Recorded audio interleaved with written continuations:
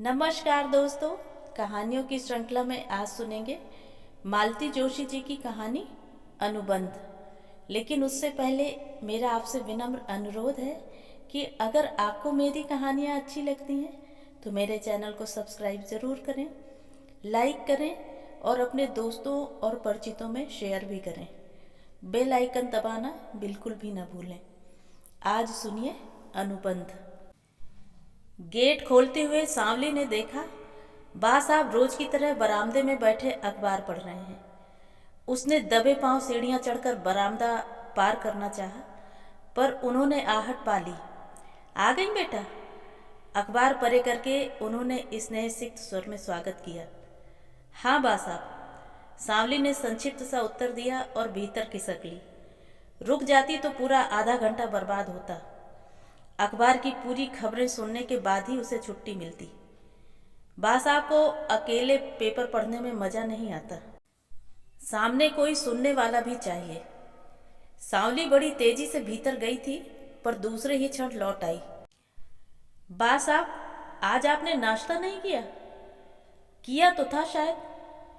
किया था तो प्लेट कहाँ है? वहां तो सिर्फ रात के खाने भर के बर्तन रखे हैं। तू क्या रोज बर्तन गिन कर मांजती है? गिनती के तो बर्तन निकलते हैं, अलग से थोड़े ही गिनती हूँ। एक भी कम हो जाए तो पकड़ में आ जाता है। बा साहब खिसियानी सी हंसी हंस दिए। तू तो पूरी जासूस है रे। पुलिस में भर्ती हो जा। बर्तन मांज कर जिंदगी खराब क्यों कर रही है? पहले ये बताओ, नाश्ता क्यों नहीं किया? तबीयत तो ठीक है? तबीयत तो ठीक है बाबा। वो क्या हुआ कि कल डबल रोटी लाना भूल गया। सोचा रात की रोटियां हैं, अचार के साथ दूध के साथ खा लूंगा। फिर क्या? खाने बैठा तो खाया ही नहीं गया। लगा कि विभू की माँ डांट रही है, कह रही है कि बासी रोटी क्यों खा रहे हो। ठीक ही तो कह रही थी, आज तक बासी रोटी खाई है कभी? अब पहले सा क्या रह गया है रे? अपनी आदत तो बदलनी ही पड़ेगी। नाश्ता नहीं किया मतलब अब तक गोलियां भी नहीं ली होंगी। मैं आपके हाथ जोड़ती हूँ बा साहब, बीमार पड़कर मुझे आफत में मत डालो। मेरे पास बिल्कुल टेम नहीं है। बा साहब चुप बने रहे। आप अखबार पढ़ो, तब तक मैं पोहा बनाकर लाती हूँ। बा साहब ने कहना चाहा कि अब नाश्ता रहने दे, सीधे खाना ही खा लूंगा, पर वे चुप रहे। जानते थे कि मानेगी नहीं। कभी कभी तो लगता है कि इसमें विभू की माँ उतर आई है। ऐसी जिद करती है कि आदमी पार नहीं पा सकता। बा साहब, सांवली फिर दरवाजे में प्रकट हो गई थी। यह तो बताओ कि इतनी रोटी बची कैसे? गिनती की तो बनाती हूँ, उनमें से भी छोड़ देते हो। देवी, उन्होंने हाथ जोड़कर कहा, अब तू जाकर कुछ बनाएगी भी या भाषण ही देती रहेगी? सांवली मुस्कुराती हुई भीतर चली आई। भूख तो लगी है, यूं ही मन मारे बैठे रहते हैं। उसने फटाफट सारी तैयारी की। प्याज, हरी मिर्च, हरा धनिया काटा, पोहे को धोकर छलनी में रखा और कड़ाही चढ़ा दी। भीगे हुए पोहों पर शक्कर, नमक, हल्दी, मिर्च बुरकने के प्रयास में जैसे ही लाल मिर्च का चम्मच उठाया, उसका हाथ रुक गया। लगा जैसे माँ साहब डांट रही हैं, छोरी कितनी मिर्च भसक रही है, उनके पेट में आग लगा देगी क्या? जानती है ना, जरा से में उन्हें आव हो जाती है। सांवली मन ही मन मुस्कुरा दी। माँ साहब सिर्फ बा साहब को ही डांटती हैं, ऐसा नहीं है। सांवली को भी नहीं बख्शती। रसोई से उठती सुगंध बा साहब को भीतर खींच लाई। दो चार कौर खाते ही उनकी आत्मा तृप्त हो गई। चेहरे पर परितृप्ति सी छलकने लगी। सांवली, तेरे हाथ में तो बिल्कुल उसके जैसा स्वाद है रे। उन्हीं से तो सीखी हूँ बा साहब। विभू की बहू पोहा कैसे बनाती है पता है? सांवली को सब पता है, 20 बार तो सुन चुकी है, लेकिन हर बार नए सिरे से सुनना ही पड़ता है। अरे हल्दी कुंकू जैसा तो नमक मिर्च छिड़कती है, तेल तो कहीं नजर आता ही नहीं। पता नहीं पानी में छौंकती है कि क्या करती है। ऊपर से खूब धनिया और खोपरा सजा देगी। अरे उससे कहीं स्वाद आता है? भीतर तो भूसा ही है ना।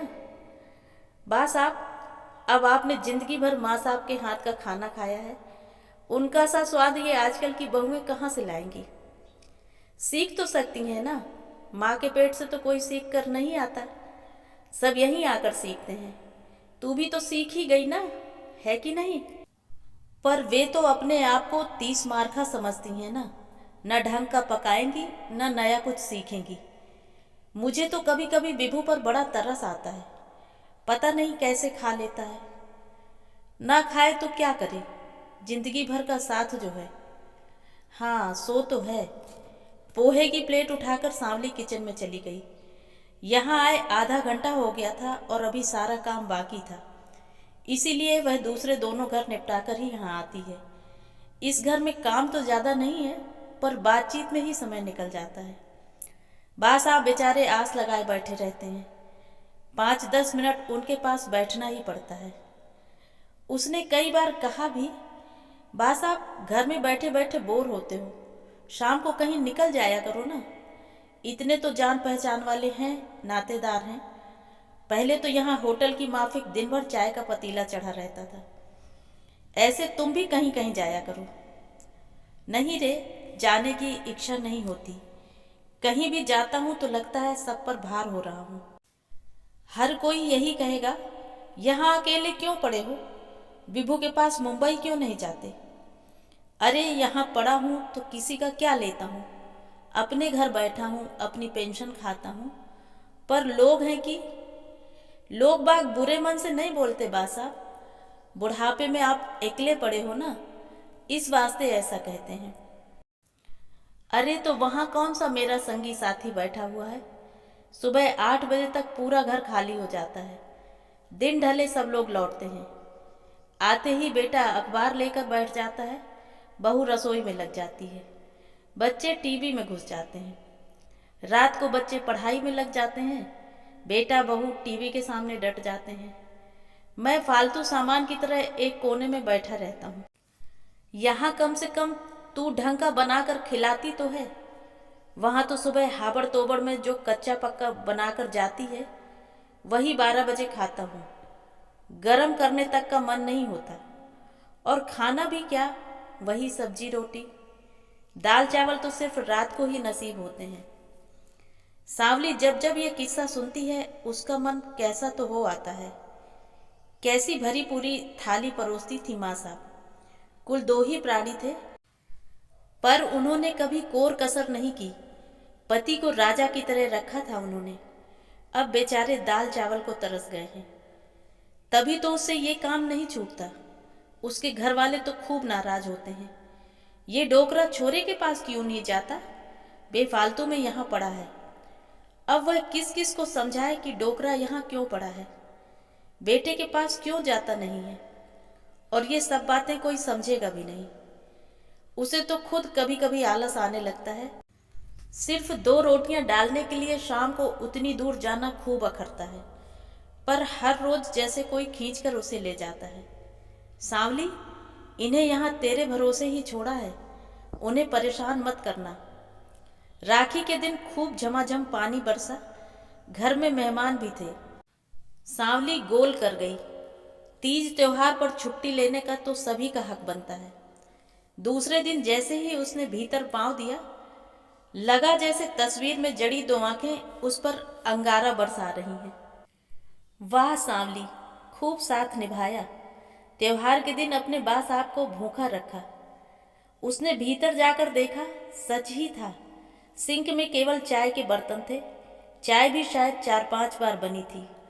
गैस पर कुकर था जिसमें दाल चावल पकाने की कोशिश की गई थी, पर बर्तन टेढ़े हो जाने के कारण पानी बह गया था।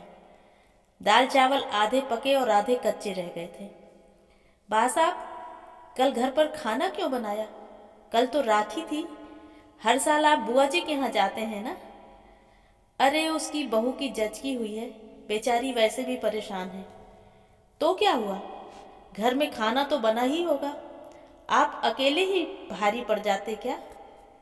शाम को राखी बंधवाने गया था, तब वहीं से खाकर आया था। वाह, राखी के दिन भाई को खाना खिला दिया तो जैसे बहुत बड़ा एहसान कर दिया। राखी बंधाई का कड़कदार नोट भी तो मिला होगा।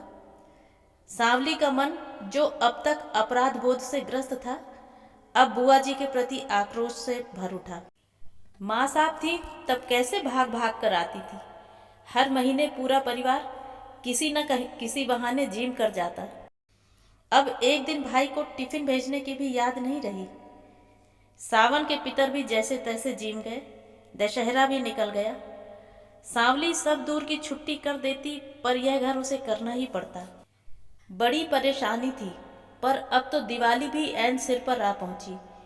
घर की लीपा पोती करते हुए सांवली यही सोचती कि दिवाली पर कैसे क्या होगा। कम से कम 3 दिन की छुट्टी तो लेनी ही पड़ेगी। तब इनका क्या होगा। बा साहब, आप दिवाली में बम्बई नहीं जाओगे? उसने एक दिन पूछ ही लिया। ना बाबा, कान फोड़ू पटाखों के सिवा वहाँ क्या रखा है। न कोई मिलने आता है न बुलाता है। मिट्टी के 5 दिए लगाने तक का सुविधा नहीं होता। लक्ष्मी पूजन के लिए 4 ढंग की चीजें घर में नहीं बनती।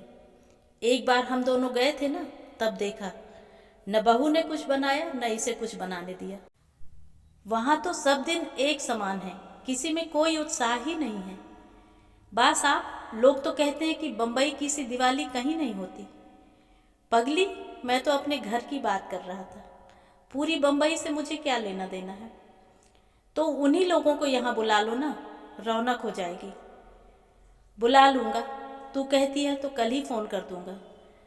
छुट्टी मिलेगी तो आ भी जाएंगे, पर जब भी आते हैं दोनों पैसे का रोना रोते हुए ही आते हैं।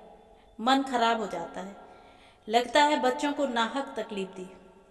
डरते होंगे आप कहीं उनसे कुछ मांग न लें। अरे मैं क्या मांगने लगा, उल्टा जाते समय कुछ न कुछ देता ही हूँ, पर वो रोने की आदत पड़ी हुई है ना, इसीलिए सोचता हूँ जो जहाँ है खुश बना रहे। तुम अपने घर में खुश, हम अपने घर में खुश। सांवली सोच में पड़ गई। अब अपनी बात कहे तो कैसे कहे। क्या सोचने लगी सांवली? मैं सोच रही थी 4 दिन आप कहीं चले जाते या भाभी जी आ जाती। क्यों?